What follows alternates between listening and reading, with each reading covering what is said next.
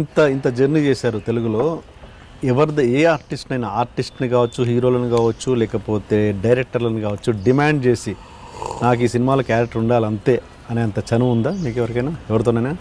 అంత చనువు అంతే డెఫినెట్గా ఉంది. యాజ్ ఎ ప్రొడ్యూసర్గా అశోక్ కుమార్ దగ్గర,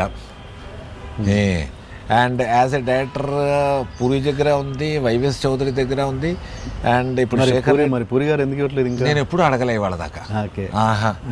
మిసాల్ వెళ్ళాము, అతని దగ్గర గంటల తరబడి కూర్చొని అసుకు కొట్టేవాళ్ళం, కానీ ఒక్కసారి కూడా నాకు అంటే ఇది ఒకటి ఉంది ఇండస్ట్రీలో. అంటే ఏంటి అంటే అది ఒక ప్రొఫెషనలిజంగా అనుకుంటారా, లేకపోతే ఏంటి అడగడంలో నామోషిగా ఫీల్ అవుతారా, లేకపోతే అరే వాళ్ళని ఎందుకు ఇబ్బంది పెట్టడం అని అనుకుంటారా, ఏంటి దీంట్లో రెండు? అంటే మన ఇద్దరం ఉన్నాం, వీఆర్ వెరీ క్లోజ్.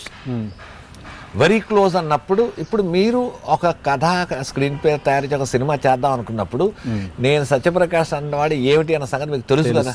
తెలుసున్నప్పుడు గ్యారంటీగా దాంట్లో అవకాశం ఉన్నది నన్ను పిలుస్తారు, బికాస్ వీఆర్ సో క్లోజ్. కాబట్టి వద్దు సత్యప్రకాష్కి ఇది అవసరం లేదు అన్నప్పుడు మరి ఆటోమేటిక్గా నేను మళ్ళీ అడగడం ఎందుకు?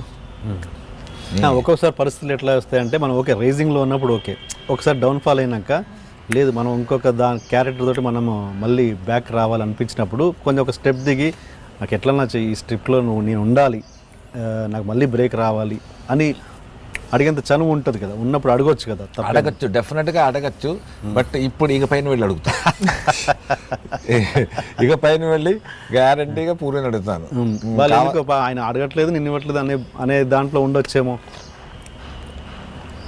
తనకి చెప్తాను ఇలాగా ఎన్టీఆర్ టీఎన్ఆర్ చేసినప్పుడు ఇది క్వశ్చన్ వచ్చింది, నువ్వు చూసుంటావు, ఖచ్చితంగా నేను ఒక క్యారెక్టర్ అడిగేస్తా.